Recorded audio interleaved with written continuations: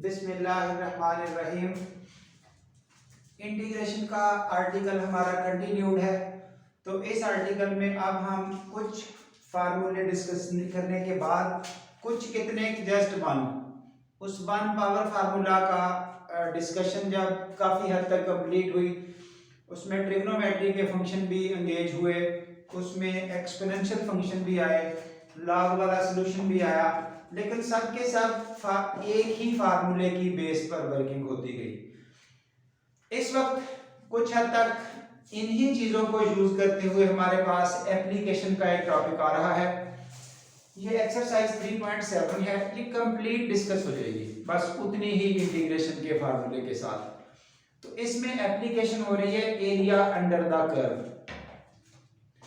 अब फर्क क्या है यहाँ इंटीग्रेशन का कि हमें इंटीग्रेशन कैसे हेल्प आउट करती है। से ये एक फिगर है, प्लेन फिगर जिनको कहते हैं स्क्वायर। इसका एरिया फाइंड आउट करने के लिए जब हमें कहा जाता है तो एरिया मींस ये प्लेस ये कितनी है, तो इसका वे होता है length multiply by width. Simple, जो दो लाइनें आपस में 90 पर हो।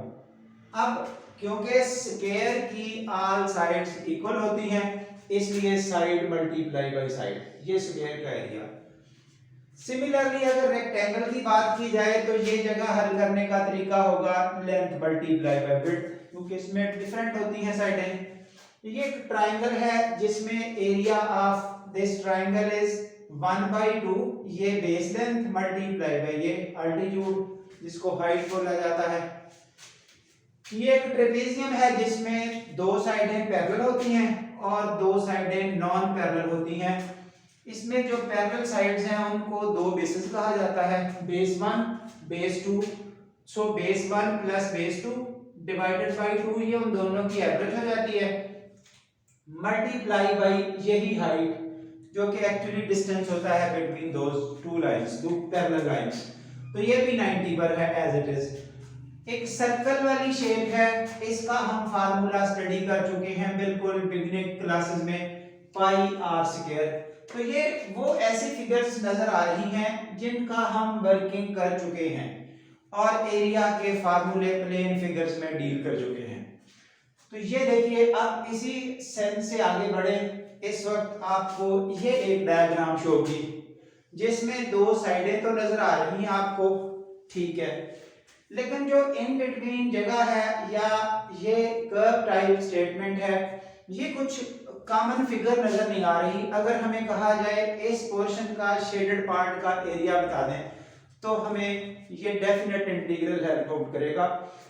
ये देखिए, इसमें x की वैल्यू x एक्सिस पर ये लेंथ, x की वैल्यू दूसरी लेंथ, ये दो साइडें आपकी ये डेफिनेट इंटीग्रल की लिमिट क्लोज कर देगी, x is equal to a to x is equal to b। जो नेक्स्ट वर्जन है वो इन दोनों के दरमियान वाली जगह चाहिए।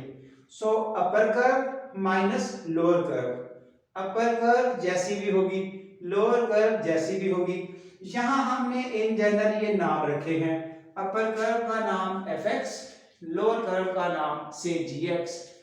जिस तरह से y equal to fx, y equal to gx, y equal to hx, इस तरह से ये y as a function of x, हम कर्व का नाम कोई भी रखेंगे।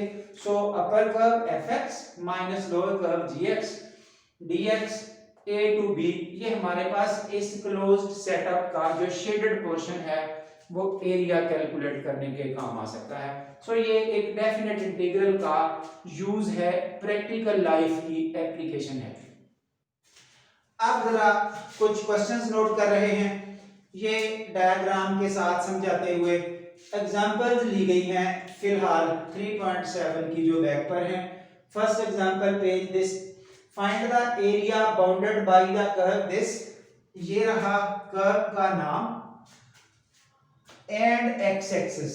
अब देखिए, बुक वाले ने यहां स्टॉप कर दिया है x एक्सिस कह के, ये आगे उसकी थोड़ी सी डिस्कशन की गई है।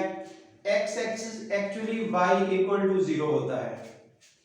इसका जो हमारी बुक में क्वेश्चन दिए हुए हैं वो सब के सब ऐसे हैं जिसमें एक कर्व बता दी जाती है और साथ x एक्सिस का वर्ड यूज कर दिया जाता है। जो x एक्सिस है उसकी इक्वेशन ये हमेशा y इक्वल टू 0 है। तो इट मींस लोअर कर्व की तो वैल्यू ही 0 है, इसलिए यहां पर वो यूज ही नहीं हो रही, कहीं भी लिखने की जरूरत नहीं है।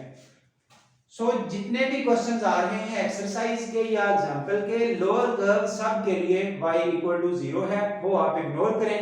जो आपको एक्चुअल पोजीशन में कर्व दी हुई है बस आपने वही यूज करनी है, यानी कि जब इसको यूज करेंगे तो यहां पर 0 लिख हो जाएगा। तो रिमेनिंग तो सिर्फ यही रह गया y equal to F of x, यानी कि y की कीमत सिर्फ लिखने वाली रह गई। हाँ जी, इस वक्त जो फंक्शन दिया गया, ये लिमिट्स ऑफ इंटीग्रेशन है a टू b, ये आप कहां से ले रहे हैं? कुछ क्वेश्चंस में तो ऑलरेडी ही गिवन होगी, जहां गिवन नहीं होंगी, एक लिमिट ना हो या दोनों ना हो, तो उसका वे आउट होगा put y equal to 0 to find limit, put y equal to 0 if not available. y की वही कीमत जो क्वेश्चन में दी गई है वो हमने यहां रखी इक्वल टू 0। इसकी सिंपलीफिकेशन जब की तो x की वैल्यूज कैलकुलेट हो रही हैं, यहां से x equal to this plus minus 4 का रूट x की एक कीमत ये आ गई, एक कीमत ये आ गई, हमें x की दो वैल्यूज मिल गई हैं, ये दोनों की दोनों लिमिट्स का काम करेंगी। इसमें जो स्मॉलर वैल्यू है वो लोअर लिमिट में यूज कर लें, जो लार्जर वैल्यू है वो अपर लिमिट में यूज कर लें। जैसा कि ये रूटीन है, a टू b जब जाएंगे तो चलते चलते स्मॉलर से लार्ज की तरफ जाएंगे, इसलिए स्मॉलर वैल्यू नीचे, लार्जर वैल्यू ऊपर। आगे ये देखिए, ये लिखी upper curve y equal to 4 minus x square minus 0, ये आइंदा नहीं लिखना, यहां सिर्फ वो lower curve y equal to 0 समझाई गई है, आइंदा ये छोड़ देना है, बस यही स्टेटमेंट है। उसके आगे सिंपल टाइप की इंटीग्रेशन है, 4 का इंटीग्रल अलग, x स्क्वायर का अलग, ये सिंपलीफिकेशन करते हुए फाइनली हम इंटीग्रेशन की वैल्यू ये फाइंड आउट कर रहे हैं। एरिया जनरली स्क्वायर यूनिट्स में लिखा जाता है, इसलिए इतने स्क्वायर यूनिट्स ये आप एरिया फाइंड आउट कर चुके हैं। यहां इंटीग्रेशन को मैं इसलिए डिस्कस नहीं कर रहा क्योंकि ये फर्स्ट लेवल की इंटीग्रेशन है, यानी कि वेरी बिगिनिंग वाली सिंपल x या 4 या कांस्टेंट टाइप, दैट्स ऑल। हाँ जी, उसके बाद ये एक और एग्जांपल ली गई जिसमें ग्राफ जरूरी नहीं होगा पेपर डे या क्वेश्चंस में डील करना, यहाँ एक स्पेसिफिक पॉइंट है जिस वजह से ग्राफिकल स्ट्रक्चर भी समझाया गया है। नोट द स्टेप, ये एग्जांपल 3 अगले पेज पर, find the area bounded by the curve this. अब देखिए एंड x एक्सिस, जो तमाम क्वेश्चंस में x एक्सिस ही है, इट मींस ये एज इट इज मैंने लिख दिया है, x एक्सिस का मीनिंग y इक्वल टू 0, यानी कि अब लोअर कर्व हमेशा 0 हुई, जो आइंदा नहीं लिखनी, जो ये लिखी गई थी स्टॉप कर दिया गया।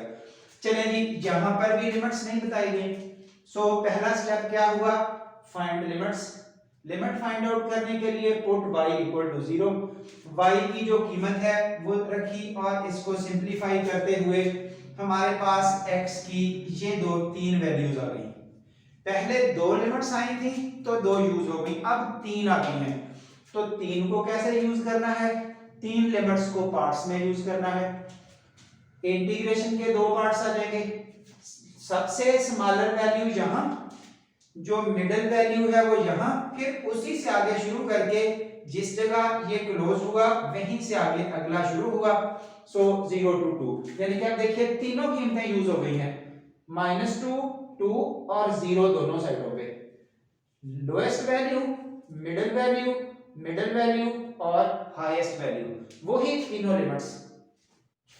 अब इसको सिंपलीफाई करते हुए इसकी इंटीग्रेशन अलग हो गई, इसकी इंटीग्रेशन अलग हो गई, हमने इसका नाम रख लिया दैट इज a1 और इस वाले का नाम रख लिया गया यहाँ पे a2।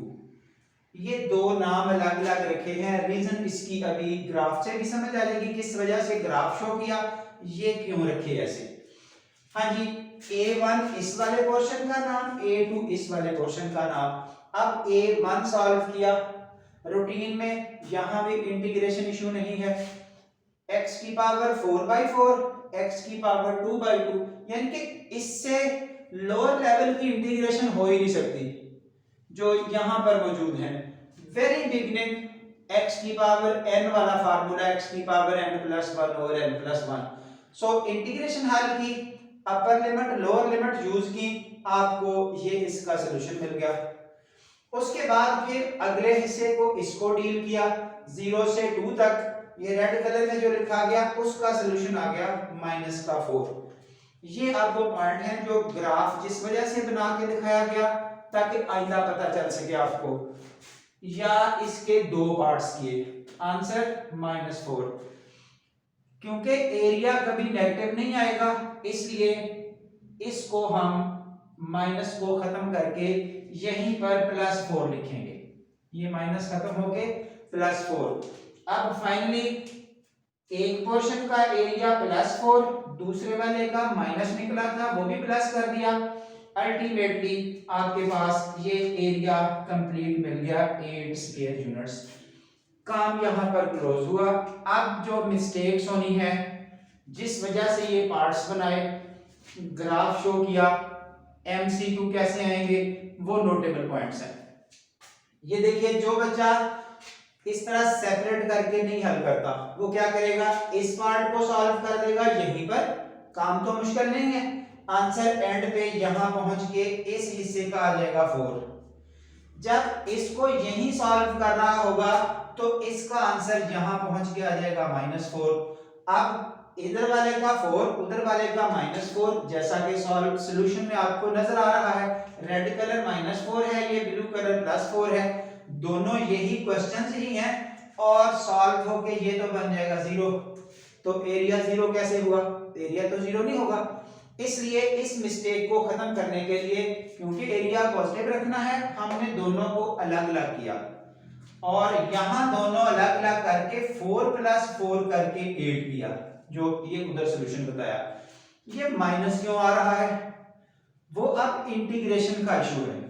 हमें पूछा गया एरिया, इंटीग्रेशन में अपना आंसर बताया, वो एरिया तो नहीं कह रहे उसको, वो एरिया एप्लीकेशन में जब सॉल्व करते तो वो एरिया निकल आता है। ये देखिए जब हम x एक्सिस से ऊपर y की वैल्यू है, x एक्सिस से ऊपर y की वैल्यू प्लस है, जब इतने हिस्से का इंटीग्रल सॉल्व करते हैं वो प्लस में आएगा।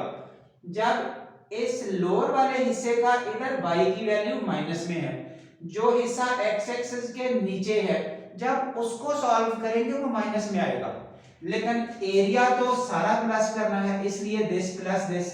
अब कैलकुलेशन में वो माइनस x एक्सिस के नीचे की वजह से आ रहा है। और आइंदा एमसीक्यू में भी ख्याल करना है, area above the x axis positive होता है, area below the x axis negative होता है। लेकिन ये वर्ड एरिया का क्यों बोला, असल में इंटीग्रेशन हो रही है, above the x axis integral plus आएगा, below the x axis integral negative आएगा।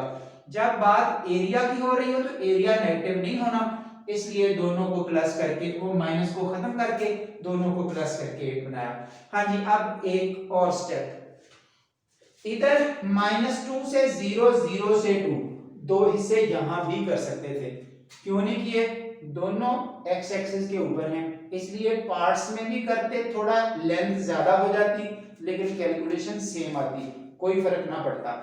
इधर आधा हिस्सा ऊपर है आधा नीचे है इसलिए अलग अलग करना होगा और अलग अलग करके जो पोर्शन नेगेटिव आएगा उसको पॉजिटिव भी करना होगा। ये चीजें अब ध्यान से समझने वाली थी, इसलिए एग्जांपल्स, ग्राफ्स, नेगेटिव पॉजिटिव सब कुछ बताया गया। अब जब हम प्रॉपर एक्सरसाइज शुरू करेंगे नेक्स्ट वाली, जहां पे बच्चों का आमतौर पे काम होता है, वहां ग्राफ शो करें ना करें, बस सिंपल क्वेश्चन लें, y की वैल्यू लें, लिमिट्स अगर मौजूद हैं फार बेटर, नहीं मौजूद तो पुट y = 0 लिख के लिमिट्स कैलकुलेट करें। उसके बाद कर्व क्योंकि हमेशा से x एक्सिस है साथ दी हुई इसलिए वो 0 लिखने की भी जरूरत नहीं, सिंपल यहां y की वैल्यू लिखेंगे, इस जगह पे जो भी बताई जाए लिमिट्स लिखेंगे और आगे क्वेश्चन का सॉल्यूशन करेंगे, वो हमारे पास एरिया फाइंड आउट हो जाएगा। सो ये लेक्चर अब एरिया और एप्लीकेशन ऑफ इंटीग्रेशन के हवाले से मोस्ट इंपॉर्टेंट। यहां तक अगर किसी बच्चे को कोई कंफ्यूजन हो तो ज़रूर थ्रू कमेंट्स हमसे रब्ता करें, और जिनको ये वीडियो लेक्चर हमारे अच्छे लग रहे हैं वो आगे ज़रूर शेयर करें और चैनल को सब्सक्राइब करें। Thank you very much.